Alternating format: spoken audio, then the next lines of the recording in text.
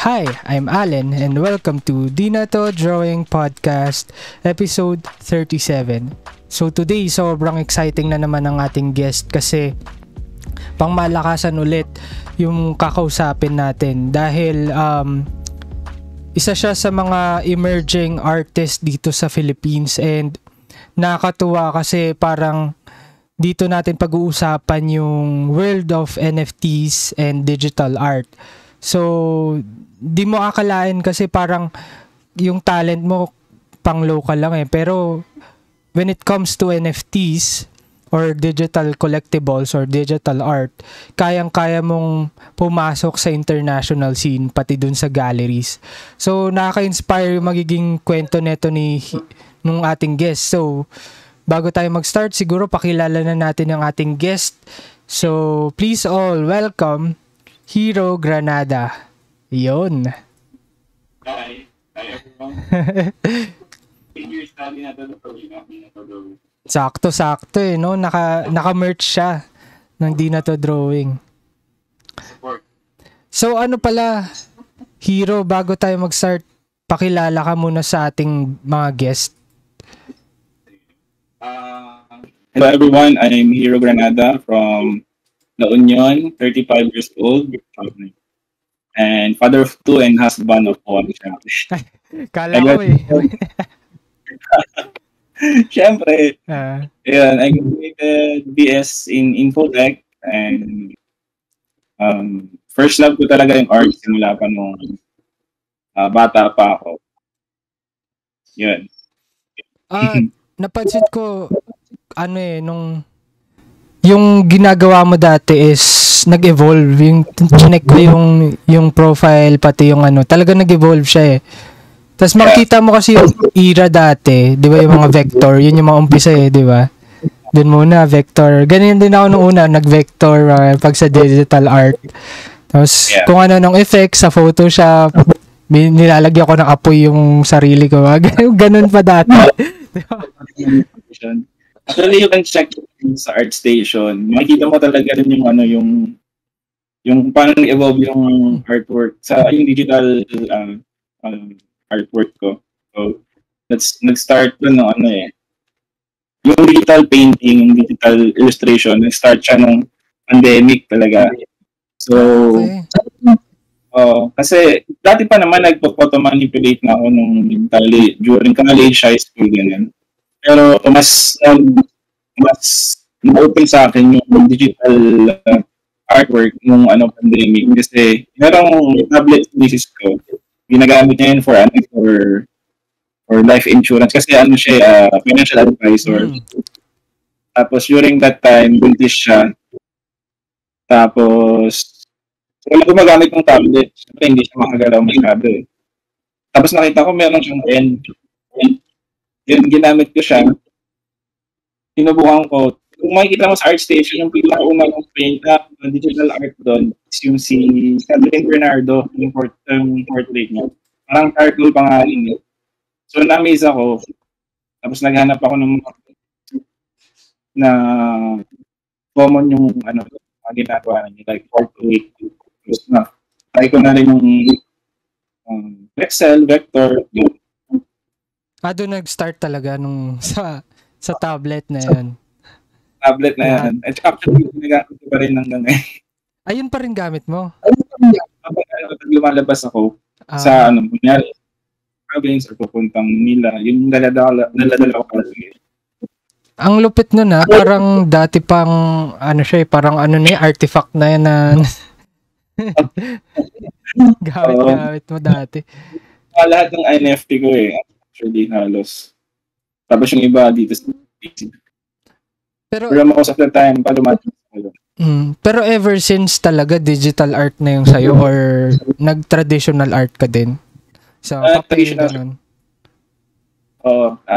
Sa ano ba yung ginagawa? Poster making, ng high school, lagi akong exempted sa Cavite. Tiga Cavite rin kasi ako. Tapos, ano pa ba yung sa graphite, charcoal, yun. Charcoal rendering. Din. Tapos, acrylic. Pero most of those acrylic pinamigay ko na sa mga taong special sa akin. Like for gift, ganun. Walang natira sa akin. So may mga natirang graphite and charcoal. Hindi ko alam kung saan nakatalo na yun. Pero nakita ko sa background mo, ka rin no? Toy collector ka din. Mahilig ka din sa collections. Ano yung mga kinokollect mo usually? Actually, mga Iron Man, ganun. Dragon Ball, One Piece, mga anime. Halo-halo na. Halo-halo din. Actually, nung bata pa ako, mahilig talaga mag-collect nung kung alam mo yung mga NBA cards, Pokemon card, Magic, The Gathering, yun.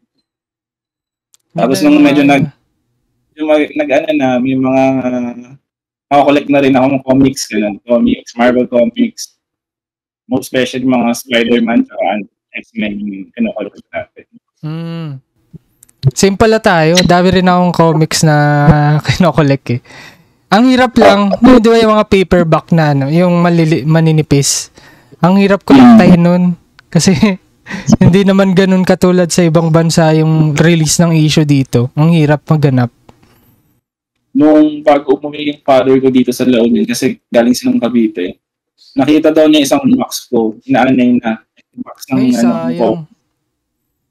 Sayang. Ayun. Nakasawala na. Nandun din yung ibang end cards ko. Ganun. May price pa naman na yun pagka feeling ko ngayon.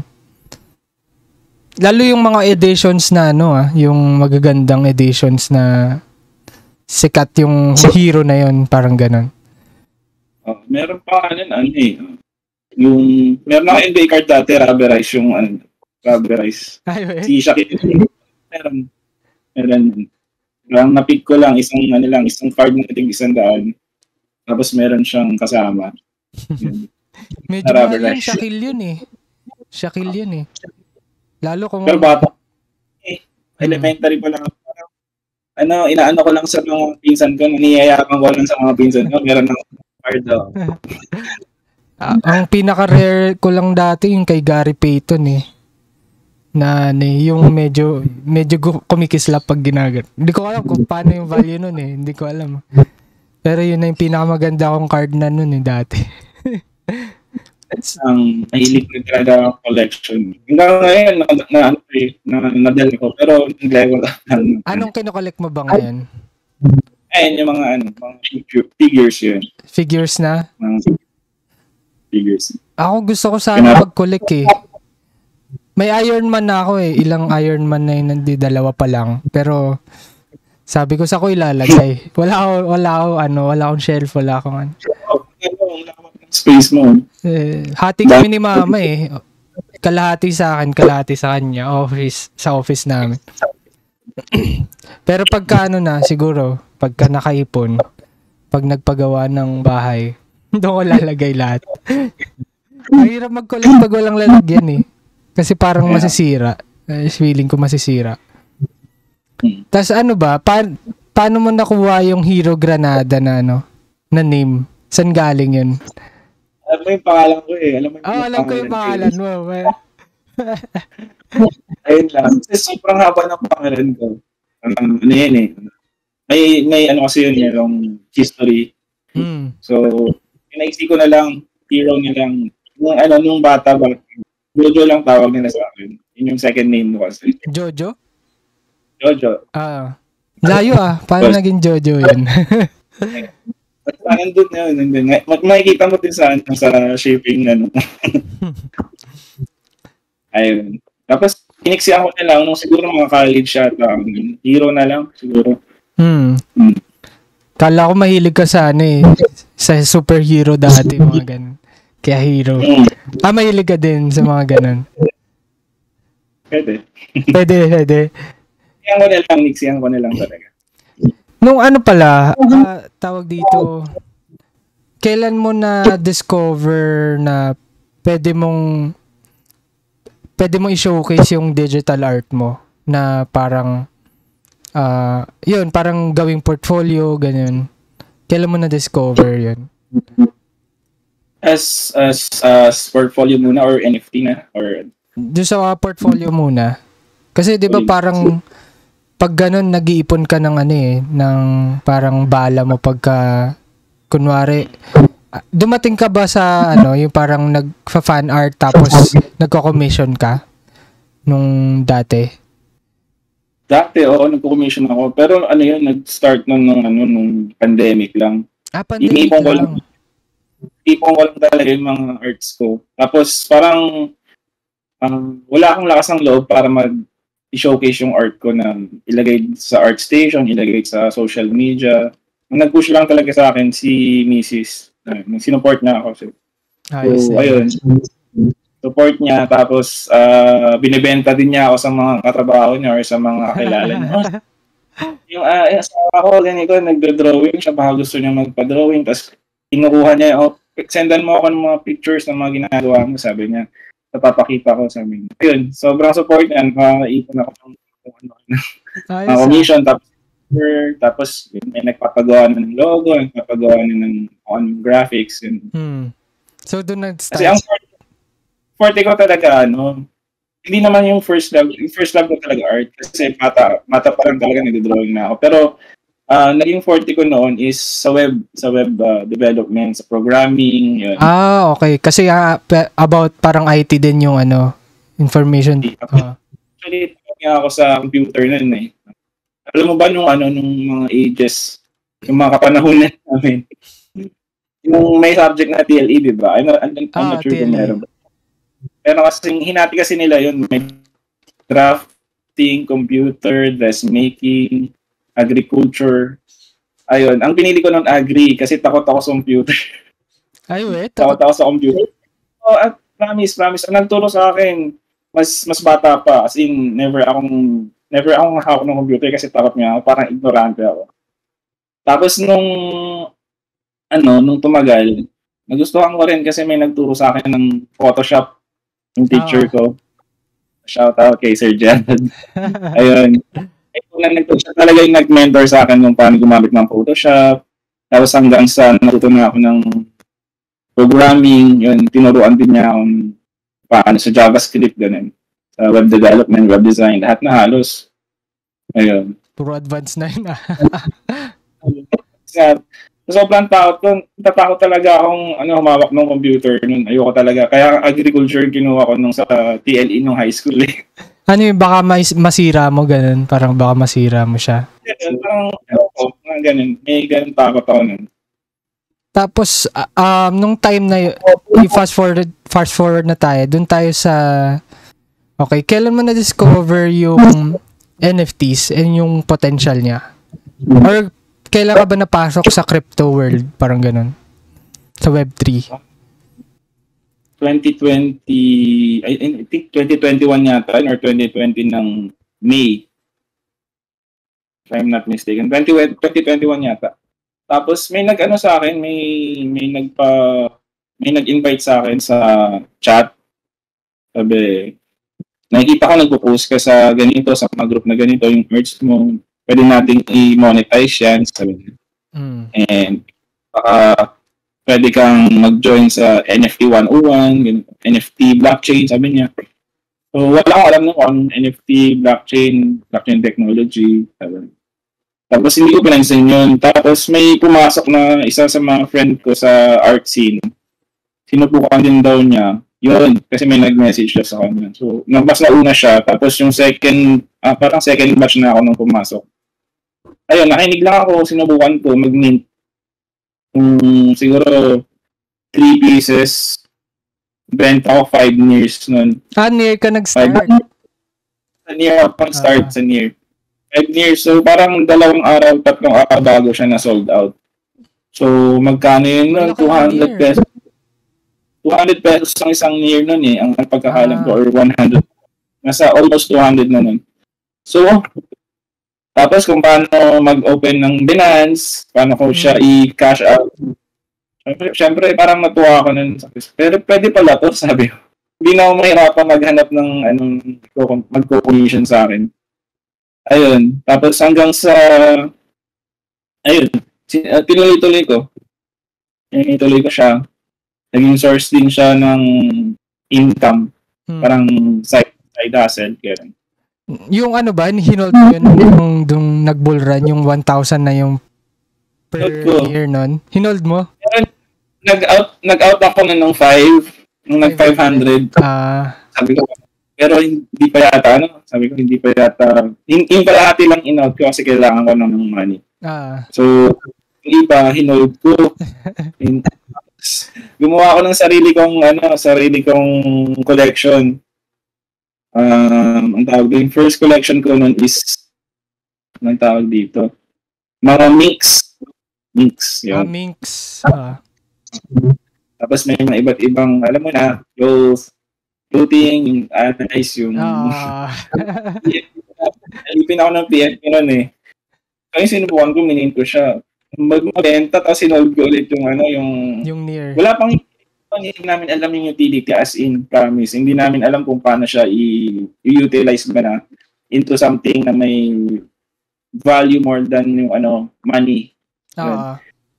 Ayun. So, mint lang kami ng mint. Araw-araw, halos talagang grabe to. Sabi ko, parang ayaw ko na matulog sa sobrang Pag mint mo kasi, pagka mint mo, may bibili ka agad. As in, magdadrop ka ng 5 NFT, sold out ka agad. Mga ganun. Ang sarap na yun. Bull run yata yun nung panahon na yun eh. Siguro mga gandang August, September, October, November, December, ganun. Sarap naman. Tapos, nag-drop ulit ako ng another collection. Uso kasi mga unggoy noon, tapos skulls. So may naggawa ng collection ng human skull, pero namang monkeys. So pinag-combine ko.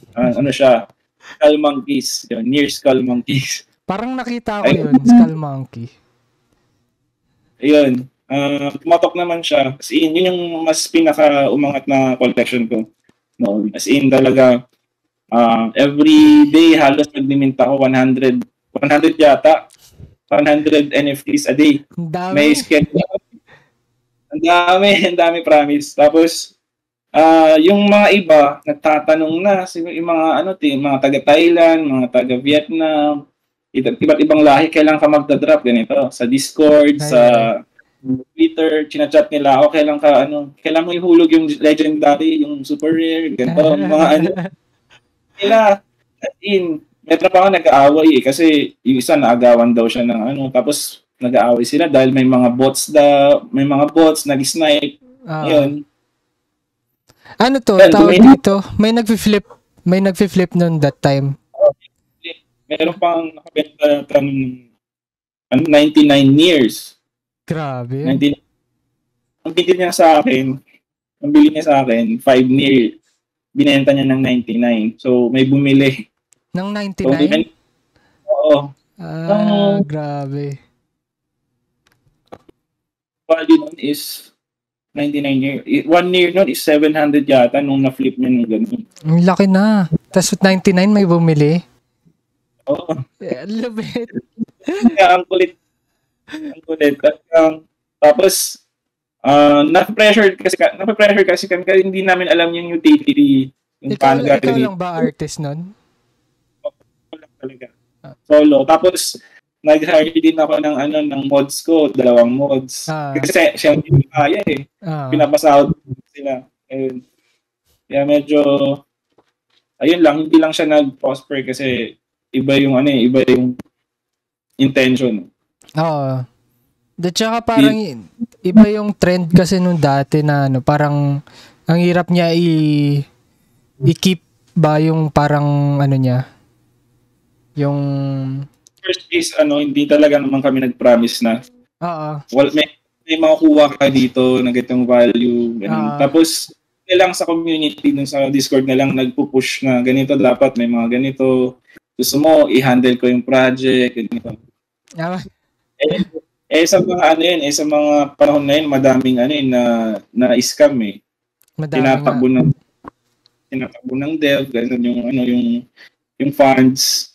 Tapos meron pa noon ginagaya yung mga pangalan namin tapos kinakopy yung kasi may sa Near meron kang pangalan talaga. Parang sa Tesos yung pangalan mo, yung parang pinaka-domain mo. Oo.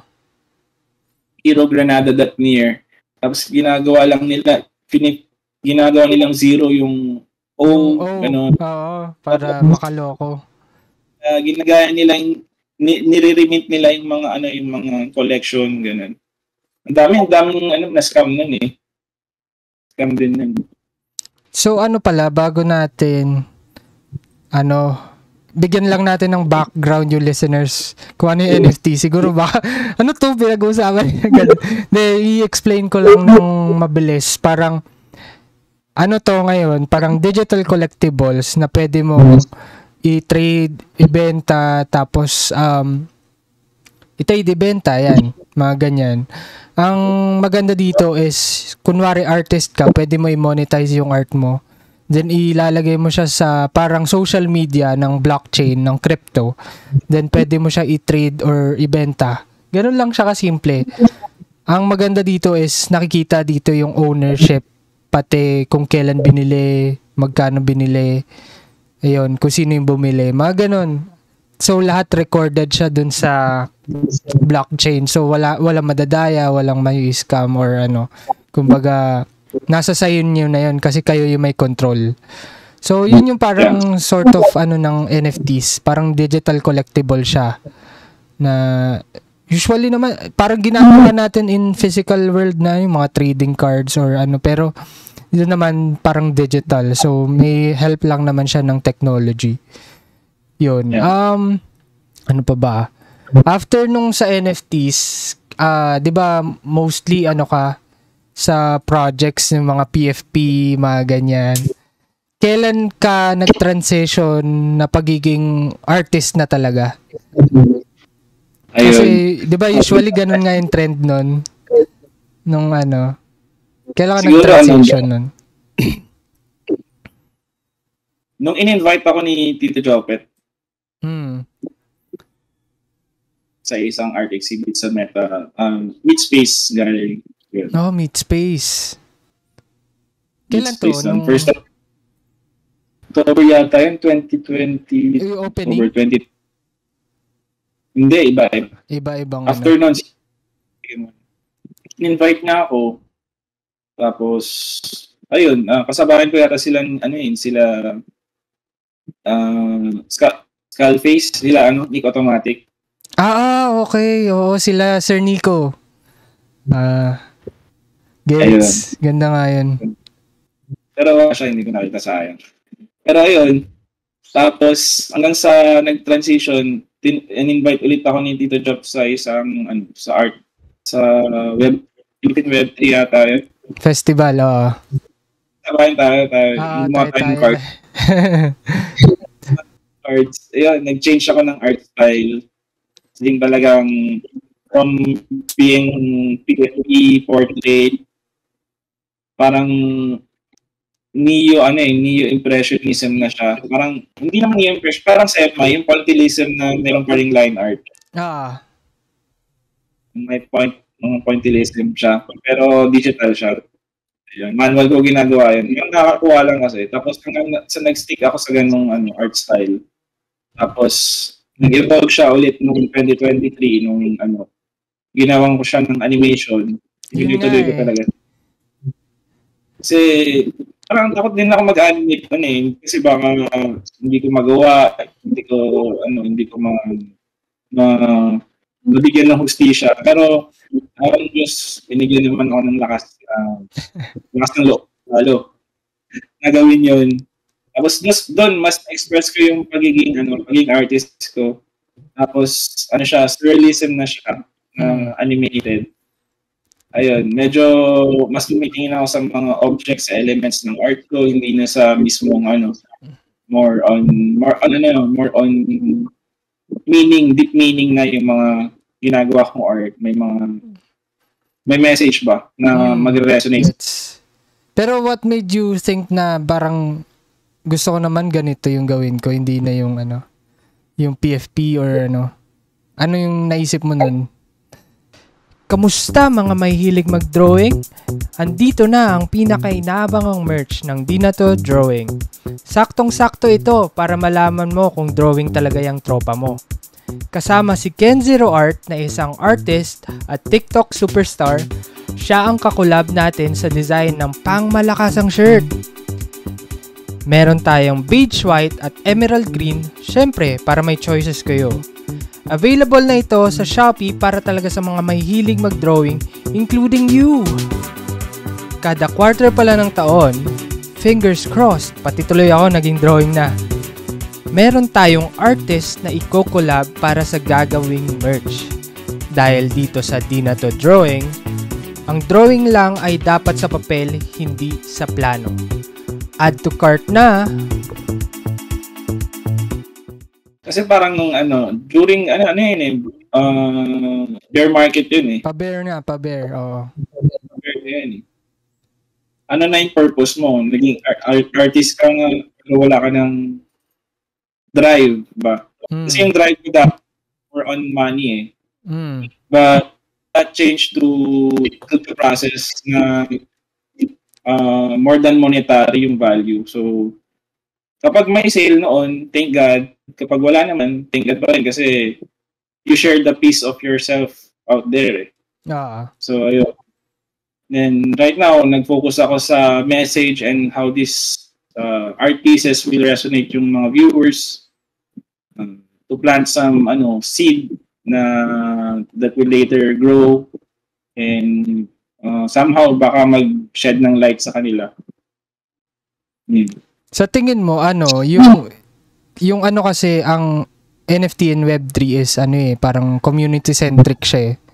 Sa tingin mo, anong impact nito sa mga artists dito sa Philippines? Lalo na yung mga bago. Ang daming bago ngayon kasi bagong industry din ang Web3 eh. Sa tingin mo, anong ginagawang role ng community dito? Siguro para sa akin yung nandiyan yung community to encourage and support yung mga emerging artists tulad natin. Na to share the knowledge, then give opportunities to showcase our talents and somehow ma-mold yung character natin towards kung ano yung binibuild natin. Hindi lang para sa sarili natin but for the future. Totoo yun kasi parang ang nagagawa ng Web3, yung mga digital scene ngayon is parang nabibigyan ng chance yung mga baguhan na talagang nagsisikap makita or ma-appreciate man lang doon sa gawa nila. And ang dami kasing magagaling dito na syempre ang hirap makapunta doon sa prestige ng wala kang network or wala kang connections na walang papansin sa'yo. And yun yung nabibigyan tayo ng opportunity na may mga ganong tao, may mga ganong body na pumapansin sa mga artist na katulad natin. Yun yung nakakatuwa doon, di ba? Rin dati, hindi ko akalain na mabibigyan ako ng mga ganong opportunities eh. Siguro kung hindi ako nag-dive in sa NFT, sa blockchain, hindi ko alam kung wala lang. Siguro simple lang ako. Nag-work lang. Hindi ko ma-explain sa sarili ko. Ayun. Dito kasi mas na-express ko yung kung ano yung mga nararamdaman ko, kung ano yung mga emotions. Tsaka nakita ko na palaban ka eh. Parang yung art mo talaga nag-evolve ng ang ganda eh. Yung parang hindi lang yung maglalagay ka ng magandang art. Kumbaga, ginagawa ko to kasi gusto ko to, tapos gusto ko talagang may meaning yung gawa ko. Ganun siya eh. Nakita ko yung ganung growth ba? Medyo mahirap siyang gawin, pero through the help of the community tsaka encouragement ng grupo, lalo na sa crypto art create, mas na-encourage akong to go outside of my box or explore pa. Yun. Sa tingin mo, dahil nga 'di ba na-recognize na yung NFTs and digital arts, lalo dito sa art fair na bigyan ng chance eh, parang first time sa Art Fair Philippines binigyan ng chance yung mga digital artist eh. Second time this Hindi, this 2020. Oh, 2024. Kasi yung 2022, parang ano lang eh. Sa ibang location, hindi dun sa main eh. Tapos, nung 2023, binigyan talaga ng nandun na siya sa main building.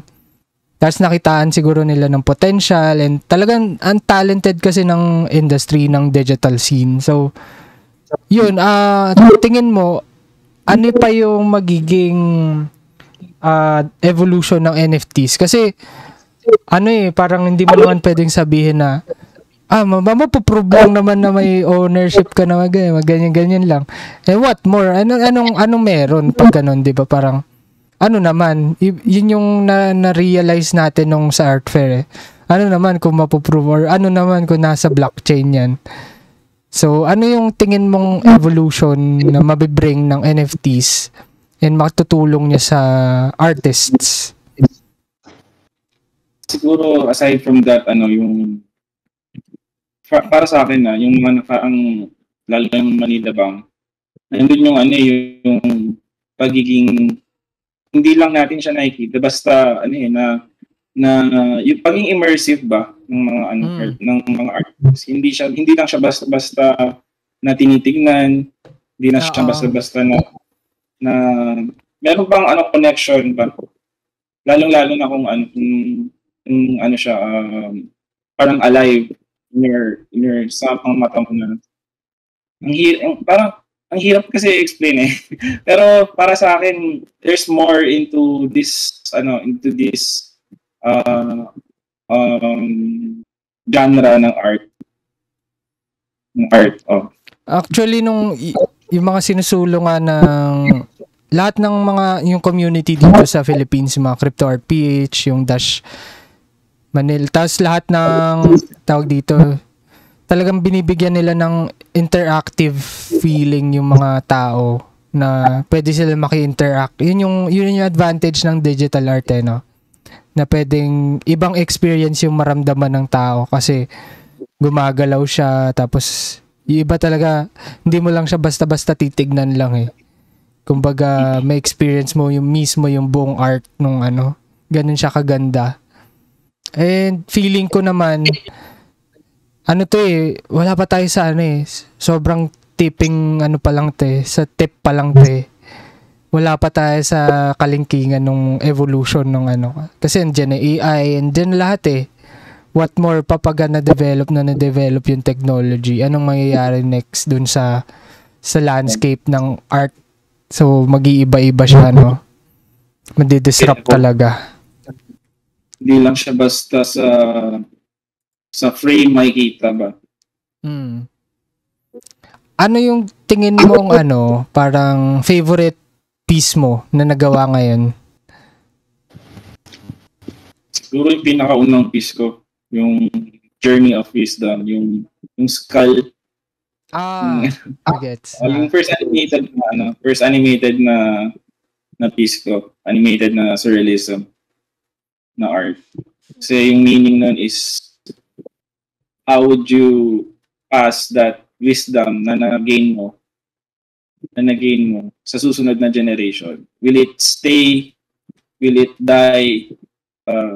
Nakasama ka, or will it stay and pass on sa susunod na generations? Paano mo ginagawa yung sa animation? Yung mano-mano talaga na sa drawing? Hindi na drawing mo siya sa tablet? Tablet ba yan na Layered, tapos in-animate ko sa After Effects. So, yun? Mano-mano? Keyframes or Depende. May mga parts na sa After Effects. Meron yung mga naka-key na like blink ng mata. Yung mga mata, yung galing ng mata eh.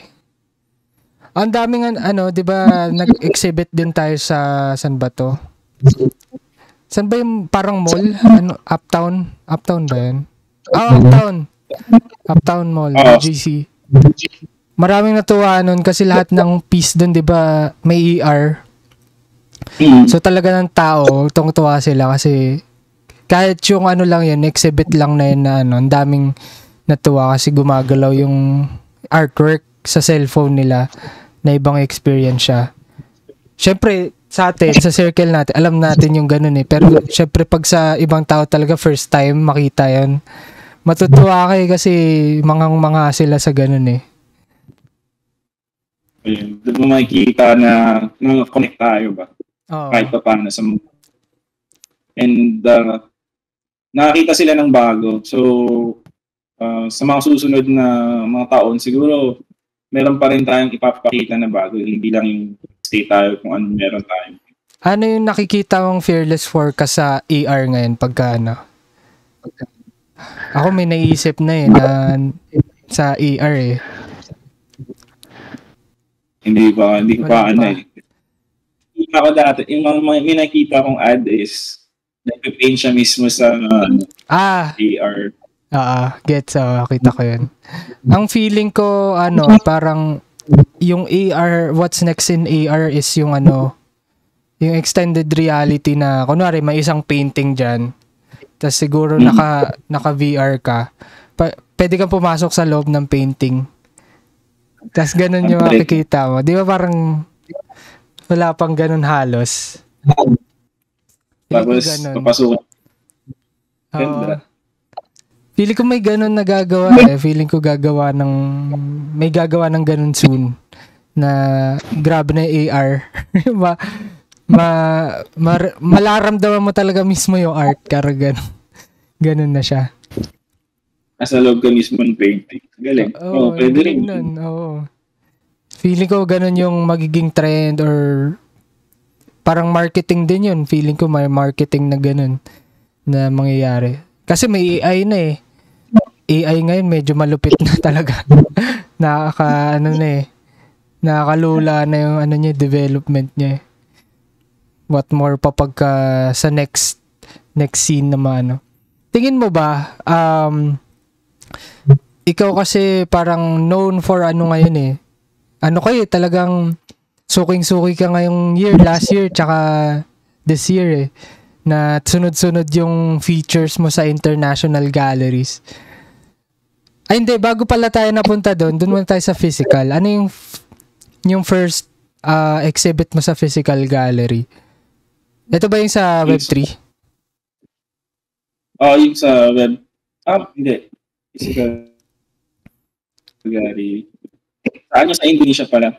First, sa Indonesia. Indonesia. Sa Bali. Coin...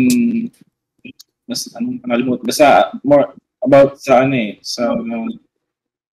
kalimutan ko na. Basta sa Indonesia, 2022. Ayun. Anong art mo na? Art ko noon is yung monkeys. Yung monkeys pa. Ayos Anong na-feel mo noon? Kasi diba parang unusual dati na, nasama ako sa mga ganito, internet. Ibang feeling din yun eh. Pag nasa Cloud9, kasi hindi ko akalaki nung masasama ako sa mga exhibit na ganun. So, ayun. Hanggang ngayon, ganun pa rin eh. Yung pag nasasama ako sa mga exhibit, ganun pa rin yung feeling, hindi nawawala yung excitement, yung kaba. Ayun. Yung dito, yung first mo sa Philippines, first gallery experience mo saang event siya? Sa Meetspace. Meetspace na nga pala. Sala kay Sir Nico, kasabay mo. Nasa screens. Pero yung first na yung printed art, yung nasa Luzon Art Fair kami last year. Hindi, parang art fair na. Yung cards. Oo pala yun. Printed pala ako. Sa first mo yun na malupit din na art fair na rin. Tas Luzon Art Fair, yun yung malaking frame. Yung na-feature ka sa dyaryo. Yung may AR na, may AR. Diba, actually yung na-feature sa dyaryo, yung pinasa ko yun nung nag-apply ako for pala yun? Sunflower, di ba? Yun yung na-feature sa dyaryo. Tapos yung dala ko din sa Carlo is yung emergence yung may butterfly sa yung may AR. Oo. First AR, in-exhibit. Ayun ba yung And first? it's like, Hindi. Yung first mo yung may bulaklak yung may petals. yung bloom. Yung ano pala, gaano katagal siya ginagawa? Yung isang artwork mo na ganun? Depende kasi sobrang busy ko din sa trabaho. Tapos minsan may mga side hustle din. Depende, siguro kung tutuloy-tuloy ko siguro mga 1 week din natapos. Pero kasi ako putol-putol lang pag may personal time ako. Doon mo lang din nasisingit, no? Nasisingit. Yung ano tawag dito, ito naman yung sa international galleries. Ay, kasama ka rin pala sa New York, NFT NYC. Parehas tayo. Parehas tayo na. Akala ko hindi na ako. First time. Ano yun? Paano nagpasa ka lang din ng ano? Alam mo naman tayo. Try lang. Ang hirap din kasi ipi. Pero pag sinubukan natin, hindi natin malalaman pag hindi natin sinubukan talaga. So, ayun. Sa awan ng Diyos, napili ka. Ako nga din. Si Master din Oo. din siya Nandun din siya. Sa akin din parang pikit mata Try ko ka dito. Baka lang. Baka lang. Trinay ko lang. Ganun lang din ginawa ko Tsaka ikaw, hindi lang dun sa New York, sa Paris. Saan ba yung recent mo? Mga recent exhibits mo? Last December is London sa may Samsung King's Cross. Ang ganda nun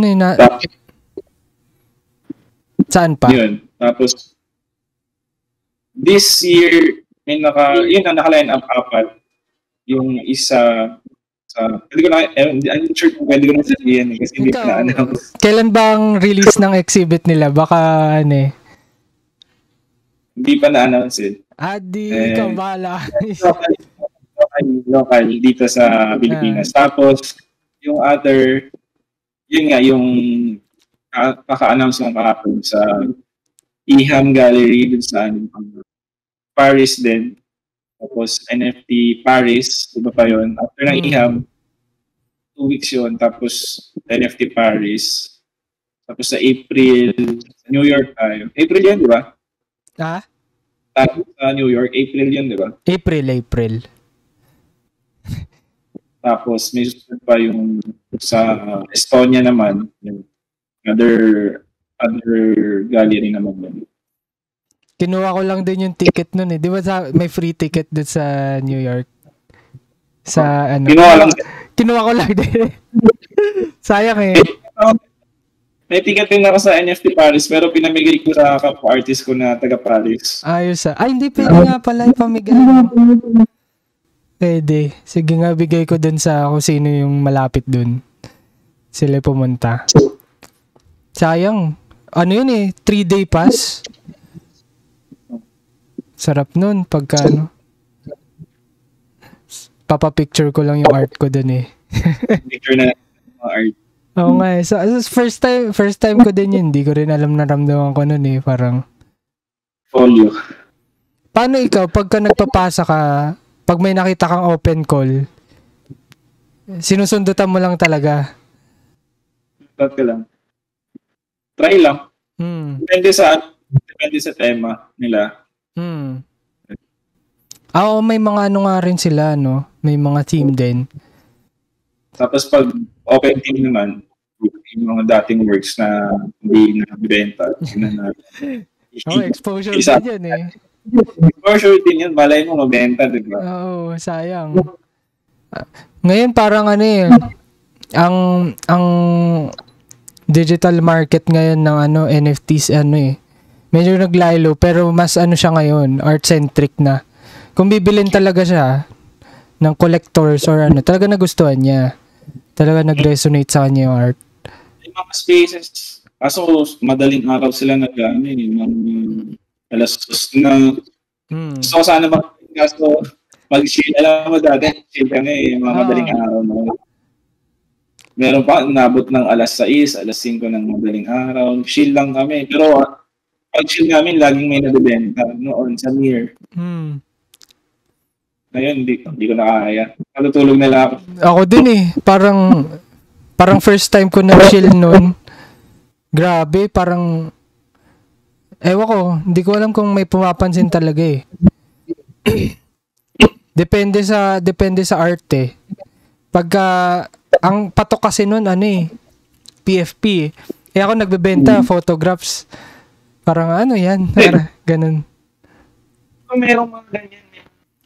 Meron pero more on meron pero hindi sila ganun kaano nung that time eh. Mas interested sila sa projects, yung PFP projects nun. Kaya nilipat ko lahat sa Tesos yun. Dati nasa Solana ako eh. Solana pa ako tsaka Solana lang. May mga kasabay na ako may mga gallery. May mga photography na na nakukuha sila. Yung tinag mo ako. Ang ganda nga nun. Sana. Ni Ken naisip ko eh. Kaya tinag ko. Sana mapili. Portfolio ulit. Napahan mo ng dasal. Ano pala, bago tayo magtapos, tingin mo, anong pwede mong sabihin sa mga aspiring artist ngayon na gustong sumabak, gusto pumasok sa industry dito sa Web3, sa digital scene, mga ganyan? Siguro para sa akin, go out and tell your story.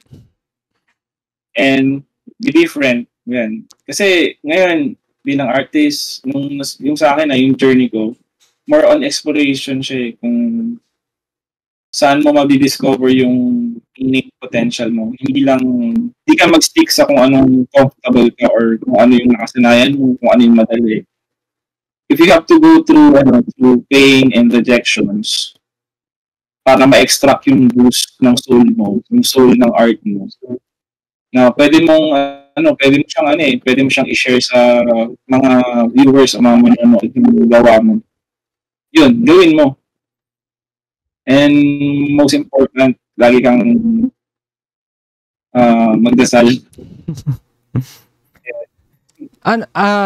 Ito na lang pala last. Ito yung medyo masayang lang na pwede natin i-drawing. Ano yung gusto mong i-wish sa bull run ngayon pagka darating na yung bull run ulit? Yun, nakabenta ako ng piece tapos alam ko sinulat ko dun sa sa form. Yun. Nakabenta ako ng siguro kahit na 2 piece na one of ones. Tapos nakapunta ako sa isa sa mga art exhibit sa ibang bansa. Ay, wow. Kahit isa na 9 taon. Kaya nga eh. Maganda yan kung kahit saang bansa, ang gaganda ng exhibits dun Parang ang bibigat ng lineup mo, parang kahit saan dun, paldo ka dun sa exhibit ang ganda eh. Kahit yung makita mo lang yung artwork mo, na siya iba na yung feeling nun eh, kahit di nga bumenta eh. Basta nandun yung art mo eh. Ganun siya kalupit. Exposure. Tsaka experience din yun. Ang sarap magkaroon ng ganong experience. Kasi kung itatago mo lang kung anong meron ka yung potential mo, walang papansin talaga sa'yo. Hindi ka kikilos ba? Yun yung nagawa ng ng Web3 na talagang back to zero ka lahat. Kahit sino ka or kahit may pangalan ka, hindi ka papansinin once na hindi ka nag-engage sa community. Ganun siya. Kaya nag-chill kami. Yung mga high school students na art, mga galing sa Blexel. Kasi niyaya ko sila niyaya ko yung iba. Nag-chill sila, nahihiya sila mag-English, ganyan. Sabi ko, okay lang yan. Yung iba rin naman, hindi namin fluent sa English. Yun na lang yung kung ano yung gawa. Yun. Ayun, yung mga, nakabili na sila ng cellphone, nakabili sila ng sarili ng laptop, PC. O diba, sabi ko sa inyo, kung mahiya kayo, wala, hindi nyo mabibili yung, yung gustuhan nyo, sabi ko. Grabe, Meron pa nakapagpunta. Gawa ng bahay yata yung iba dun eh. Ang lupit. Bahay din, so, ang gagaling nga eh. So bago tayo magtapos, Hero, baka may mga, besides dun sa drawing mo sa buhay, may gusto ka ba i-promote, tsaka yung mga gusto mo pa i-drawing? Parang nabanggit ko na lahat halos last time. Nabanggit mo na? Ano lang, promote ko. Ayun lang, isa follow me na lang sa X, saka sa Instagram. X na nga pala, no? X, hindi na Twitter. Dating Twitter. Sa Granada Hero. Tapos sa Instagram naman, Hero Granada. Para magkabaliktad lang. Ayun lang. Yung iba kasi, hindi sure kung pwede ko na ipromote. Oo. Kasi nga, hindi pa na-announce. Lalabas to Monday agad, parang baka ma-jinx sila. Maunahan mo sila. Abang na lang po. Yun, pasabog ng Crypto Art PH this 2024. Ayun. Salamat, Hero. Bago tayo matapos pala, Hero, basahin natin yung mga drawing. May mga nagpasa ulit ng drawing nila sa buhay. Sabi ni Ro. Sabi niya, manifesting na makapunta sa Coldplay concert ng Naka-Chopper. Charot. Yun lang, sana may part 2. Gusto ko talaga mapanood ng live. May ganun siya eh. Naka-Chopper. Kasi may Naka-Chopper nga nung. Sabi naman ni, sino to? Sabi ni Pauli, drawing ko lang na sana makakuha ako ng trabaho na mas mataas ang sweldo. Sobrang taas na kasi ng bilihin. Di na carry mabuhay. Yun daw sabi niya. Magandang trabaho. Sabi ni Silent Listener, drawing ko na lang sana mag-guest ako dito sa Di Na To Drawing Podcast para nasa Spotify yung kwento ko. Sino to? Sino kaya to? Nantitrip ba? Feeling ko baka na-invite na kita, parang hindi lang siguro hindi pa tama yung schedule. Baka hindi pa siya free. Tapos sabi ni Sunny Thomas, ano to? Akala ko Amerikano. Sabi niya magkaroon ng 100M para maging chill main character na lang ako. Ayoko na ng adulting. Kala ko noon Amerikano. Ayun. So lahat ng gustong magsulat ng drawing nila sa buhay and yung mga minamanifest nila this year, meron kaming link dito sa description box ng episode, pati sa YouTube nakikita nyo yan. And sa FB makikita nyo yun, pinost ko yun, na yung si Maris nagsusulat sa notebook. Mag-send lang kayo sa Google Form and babasahin namin yan kada tapos ng episode. So, salamat ulit, Hero, sa pag-guest. And nakakatuwa yung kwento natin. And nakaka-inspire na kayang-kaya mo palang pumunta sa international basta tuloy-tuloy mo lang. Lakasan lang ng loob. Ganun, diba? Parang wag mo isipin. Pag na-reject, pasa lang ng iba ulit. Ganun lang kasimple. For more exclusive updates, baka naman feel free to follow Di Na To Drawing Podcast on Facebook, Instagram, X, YouTube, Spotify. Yun na lang. Kasi Twitter pala yung X. So may bago tayong merch. Lalabas na, malapit na. Bye-bye yung text. And baka habang pinapanood nyo, nakikita nyo na yung bagong merch. And ongoing pa rin. And nasa Shopee pa rin yung Di Na To Drawing X Ken Zero Art natin na suot-suot ni Hero Granada ngayon. So, konti na lang yung stock, so ubusin nyo na, and yun lang. Salamat ulit sa pakikinig and more power sa lahat ng gustong mag-manifest this year. Yun lang, and salamat ulit, Hero. Bye. Kita-kits.